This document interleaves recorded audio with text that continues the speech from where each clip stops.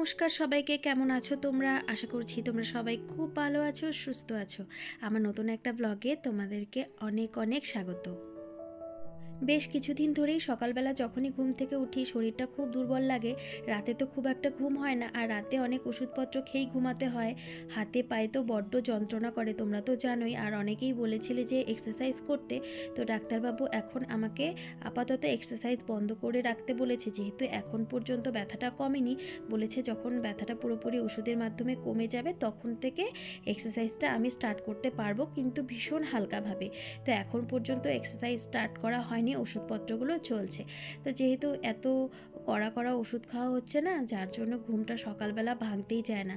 কিন্তু মা বলে কথা, মায়েদের কি আর ঘুমালে চলে? সকালে তো ছেলেকে স্কুলে পাঠাতে হয়, তারপরে মনে হয় যে একটু ঘুমিয়ে নিই। কিন্তু বিশ্বাস করো, যেদিন সত্যি সত্যি ঘুমিয়ে পড়ি, 1 ঘন্টা যদিও ঘুমাই, কিন্তু উঠে আমার এত দেরি হয়ে যায়, তখন মনে হয় কেন আমি 1 ঘন্টা সময় নষ্ট করলাম। যার জন্য এখন সকালবেলা বাসি কাজকর্মগুলো করেই স্নানটা করে নেওয়ার চেষ্টা করি। আসলে স্নানটা করলে না শরীরটা অনেকটাই ফ্রেশ লাগে, ঘুম ঘুম যে ভাবটা থাকে সেটা কেটে নেয়। এখন তো একটা হেল্পিং হ্যান্ডে রেখেছি, আমার অনেকটাই হেল্প হয়। ওই যে ঘরটা ঝাড় দিয়ে মুছে দিয়ে বাসনগুলো মেজে দেয়, এই কাজটুকুই বা কে করে দেয়, তাই না? তো যার জন্য ওই দিকের ওই কাজটুকু সকাল সকাল হয়ে যায়। তো আমি চাইলে একটু দুদণ্ড রেস্ট করতে পারি। আগে তো একদমই সেটার আর জোর ছিল না। এদিকে স্নান সেরে এসে টুকটাক কিছু কাজকর্ম ছিল, সেগুলো করে নিয়ে রান্নাটা বসিয়ে দিয়েছি। আর স্নান করতে যাওয়ার আগে রোজ যেটা করি, সবজিগুলো কেটে বেছে ধুয়ে পরিষ্কার করে রাখি। কয়েকদিন যাবৎ টানা মাছ মাংস এগুলো খাওয়া দাওয়া চলছে। আর সবজিটা না, মাছ মাংস রান্না করলে আমার ঘরে একদমই কেউ খেতে চায় না। এটা একটা বড্ড খুব বাজে ব্যাপার। আসলে শুধু মাছ মাংস খেলে হয় না, শাকসবজি খাওয়ারও একটা অভ্যেস থাকতে হয়। কিন্তু আমার ছেলেটাকে কে বোঝাবে? আমি না, বিশ্বাস করো, অনেক চেষ্টা করি, কিন্তু যদি ওর পাতে একবার চিকেন বা মাটন পড়ে গেল, ও কোনো কিছুই নেবে না। যার জন্য আয়ুষ্মানের বাবাকে আজকে বলে দিয়েছি আজকে মাছ মাংস তেমন কিছুই না আনতে, এই যে আজকে ভেজিটেবলস খাওয়ানো হবে। সেটাও কিন্তু খুব জোর করে খাওয়াতে হয়। আসলে ও যখন ছোট ছিল না, আমি সব কিছুই খাওয়ানোর অভ্যেস করেছিলাম, কিন্তু এখন বড় হচ্ছে আর দুষ্টু হয়ে যাচ্ছে, বলে যে এটা খাবো না সেটা খাবো না, বাহানা হচ্ছে। তো এদিকে মিষ্টি কুমড়ো শাক, আলু, বেগুন, ডালের বড়ি দিয়ে রান্না করলে কিন্তু খেতে খুব ভালো লাগে। রান্নাটা চলছে, আর অন্যদিকে এই যে মিষ্টি কুমড়ো বড়া করব। এই যে মিষ্টি কুমড়োর বড়া আমার তো ভীষণই ফেভারিট, মানে এটা দিয়েই শুধু ভাত খেয়ে নিতে পারবো। আর তার সাথে এখানে বড় বড় এই যে শিমলা মির্চগুলো এনেছিল তোমাদের দাদা, এগুলো পকোড়া খাওয়ার জন্য। আমার যদিও ওই শিমলা মির্চের যে একটা ফ্লেভার থাকে না, কেমন যেন ওই ফ্লেভারটা আমার ভালো লাগে না। তো এই শিমলা মির্চের পকোড়াগুলো ওর জন্য করে দেব, আর আমার জন্য এখানে এই যে মিষ্টি কুমড়ো ফুলের বড়াগুলো করব। আর মিষ্টি কুমড়ো ফুলের বড়াটা আমি আজকে চালের গুঁড়ো দিয়ে করব। চালের গুঁড়ো দিয়ে করলে একটু মচমচে শক্ত শক্ত হয়, খেতে কিন্তু ভীষণ ভালো লাগে। ভগবানের সবচেয়ে বড় আশীর্বাদ কী বলো তো? সুস্থ থাকাটা। বিশ্বাস করো, আমি যখন অসুস্থ হয়ে পড়েছিলাম, আমার মনে হয়েছিল যে সত্যি কথা বলতে সুস্থ থাকাটা যে কত বড় ইম্পর্ট্যান্ট। আমরা মনে করি আমাদের টাকা পয়সা বাড়ি গাড়ি এগুলো কেন নেই, ভগবান আমাদেরকে নিশ্চয়ই দেখছে না, আমাদের উপরে সহায় নেই। কিন্তু এই যে শরীরটা সুস্থ আছে, হাত পা সব কিছু ঠিকঠাক আছে, আমরা চলতে ফিরতে পারছি, চোখে দেখতে পাচ্ছি, কানে শুনতে পাচ্ছি, এটা কিন্তু ভগবানের একটা অনেক বড় আশীর্বাদ। আর ঠাকুর কিন্তু আমাদেরকে হাত পা দিয়েছে করে খাওয়ার জন্য। তাই আমরা কম পাচ্ছি বা এটা কেন হচ্ছে না সেটা কেন হচ্ছে না, সেটা ভগবানের ওপরে দোষ না দিয়ে নিজেকে একটু চেষ্টা করা দরকার। কারণ এই যে সুস্থতাটা, এটাই হচ্ছে সব থেকে বড় ভগবানের আশীর্বাদ। সমস্ত কিছু হয়তো আসবে যাবে, কিন্তু শরীরটা যখন অসুস্থ হয়ে যায় না, তখন আর কিছুই ভালো লাগে না। বিশ্বাস করো, আমি এটা এত ভুক্তভোগী। এই যে কিছুদিন থেকে এখন একটু ভালো আছি, এখন খুব ভালো লাগে। মনে হয় যে আমার আর কিচ্ছু চাই না, শুধু একটু সুস্থ থাকতে চাই।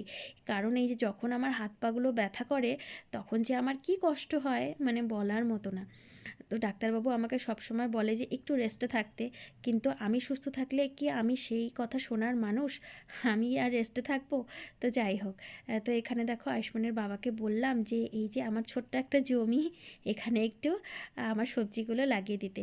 আসল কথা হলো, এখানে আমি এই যে পেঁয়াজ গাছ লাগিয়েছিলাম, গাছটা এত সুন্দর গ্রো করেছে। তারপরে ছোট্ট একটা মিষ্টি কুমড়ার বীজ লাগিয়েছিলাম, সেটাও দেখলাম হয়েছে। তারপরে এখানে এখন কিছু রসুন কোয়া লাগিয়ে দিচ্ছি। রসুনগুলো ওই যে ঘরে থাকতে থাকতে এই যে দেখো এরকম শেকড় বেরিয়ে গেছিলো। তো ভাবলাম যে না, সে করতো না গাছ বেরিয়ে গেছিলো। তো ভাবলাম যে গাছটা লাগিয়ে দেখি কেমন হয়। বিশ্বাস করো, লাগানোর পরে গাছগুলো এত সুন্দর গ্রো হয়েছে, নেক্সট ভিডিওতে তোমাদেরকে অবশ্যই দেখাবো। তো আমার ঘরে তো একদম তেমন একটা রৌদ্র নেই, কিন্তু ছাদের মধ্যে রেখে দিয়েছিলাম। তো ছাদের থেকে তারপর আবার ওই যে রান্নাঘরের সামনে জানলাটা, ওখানে একটু রৌদ্র আসে, ওখানে নিয়ে গিয়েছিলাম। তো দেখলাম বেশ গ্রো করেছে। সত্যি কথা বলতে যেখানে যেখানে রৌদ্র পড়ে সেখানে আবার স্পেস কম। তো স্পেসের অভাবে আর ইচ্ছে হলেও অনেক কিছু লাগাতে চাই গাছপালা, কিন্তু লাগাতে পারি না। আর আমার এই গাছটা দেখো এত সুন্দর ফুল ফুটেছে, গাছটা মরেই গেছিলো, কিন্তু ওই যে বলে না, যত্ন করলে সব কিছুই ভালো থাকে। যত্ন করলে যেমন গাছ ভালো থাকে, যত্ন করলে তেমন সম্পর্কও ভালো থাকে। যতই দামি জিনিস হোক, যতই ভালো সম্পর্ক হোক, একে অপরের প্রতি যতই টান থাকুক না কেন, দেখবে সেই সম্পর্কটা বা সেই জিনিসটার উপর তুমি যদি যত্ন না করো, তাহলে সেটা কিন্তু ভাঙতে বা নষ্ট হতে বেশি সময় লাগে না। দুজন মানুষের মধ্যে হয়তো খুব ভালো সম্পর্ক, কিন্তু একদিন দেখবে সেই সম্পর্কটা যত্ন না করতে করতে হয়তো অপর দিকের মানুষটা একদম বিরক্ত হয়ে যায় বা তেতো হয়ে আসে তার মনটা, তখন বিষিয়ে যায় সমস্ত কিছু। তখন মনে করে যে এই সম্পর্কটা থেকে বেরিয়ে আসলেই ভালো হয়। তাই সম্পর্ক যতই ভালো থাকুক না কেন, সেই ভালোটাকেও কিন্তু আরও ভালো রাখার জন্য অনেক যত্নের প্রয়োজন। একজন হয়তো তোমার সব প্রায়োরিটি ফুলফিল করে দিচ্ছে, কিন্তু তুমি শুধু তার থেকে নিচ্ছ, তার পরিবর্তে কোনো কিছুই করছো না। একদিন দিতে দিতে সেই মানুষটা কিন্তু বিরক্ত হয়ে যাবে। সেও নিজের মনে ভাববে, আমি এত কিছু করছি, আমি এত ভালোবাসা দিচ্ছি, কই আমার জন্য তো কিছু করছে না। এটা কিন্তু হাজব্যান্ড ওয়াইফের মধ্যেও হয়, সবার মধ্যেই হয়, দেখবে বাবা মার মধ্যেও হয়, সবার মধ্যে হয়। তো যার জন্য প্রত্যেকটা সম্পর্ক সুন্দর করে না যত্ন করে রাখা উচিত। কারণ যখন আমরা যেটা পাই সেটার মর্ম যদি দেই, তাহলে এটা অনেক ভাগ্যের ব্যাপার। কিন্তু সেটা যদি মূল্য না দিয়ে নষ্ট করে দিই, তাহলে যে সেটা কত দুঃখের, সেটা পরিস্থিতিতে পড়লেই বোঝা যায়। কারণ এই কথাটা এর জন্যই বললাম, বিশ্বাস করো, যখন তুমি বিপদে পড়বে তখন তোমার ভালোবাসার মানুষগুলো বা তোমার কাছের মানুষগুলো চেহারা কিন্তু তুমি দেখতে পারবে। যারা বিপদের সময় তোমার পাশে থাকবে, তুমি বুঝবে তারাই তোমার আপনজন। সেই মানুষগুলোকে যত্ন করে রাখো, তাদের আপদে বিপদে ভালো সময়ে যে কোনো সময়ে তাদের পাশে থাকো, তাহলে কিন্তু দেখবে তারাও তোমার পাশে থাকবে। তো এদিকে দেখো দুপুরের রান্নাবান্না শেষ করে এখন এই যে খাবার দাবারগুলো গুছিয়ে নিচ্ছি। ওই যে আজকে বললাম সিম্পল খাবার দাবার করেছি, আর এখানে যে পকোড়া করে নিয়েছি আর দিয়েছিলাম পেঁপে সেদ্ধ। দুপুরবেলা অনেকটা সময় ঘুমিয়ে রেস্ট নিয়ে সন্ধেবেলা গিয়েছিলাম মেলাতে। আর মেলাতে গিয়ে দেখলাম একটা খুব সুন্দর জিনিস। এই যে দেখো, মানুষের হাতে কত জাদু আছে। এগুলো সব উল দিয়ে হাতে তৈরি করা, হাতে তৈরি করা ফুল, হাতে তৈরি করা নানা রকমের মেয়েদের সাজার সামগ্রী, যেমন চুলের ক্লিপ থেকে গার্ডার থেকে শুরু করে এই জিনিসগুলো এত ভালো লাগলো। আমি এর আগে এত সুন্দর করে হাতে তৈরি করা ক্লিপ কখনোই দেখিনি।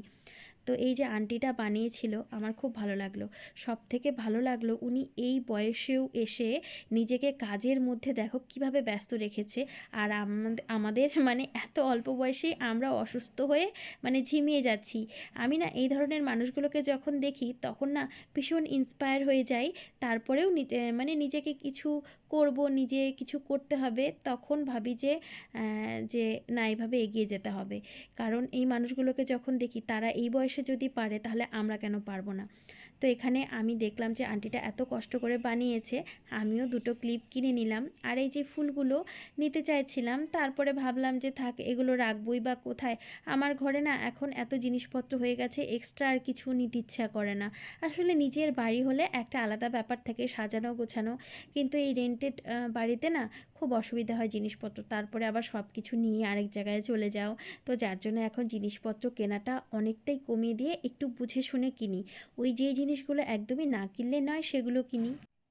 আর মেলাতে খুব সুন্দর একটা প্রোগ্রাম হচ্ছিল, একটু অন্য ধরনের নৃত্য। আমার আসলে নানান ধরনের মানুষের নানান ধরনের সংস্কৃতি দেখতে ভীষণ ভালো লাগে, সেটা ভাবলাম একটু তোমাদের সাথেও শেয়ার করি।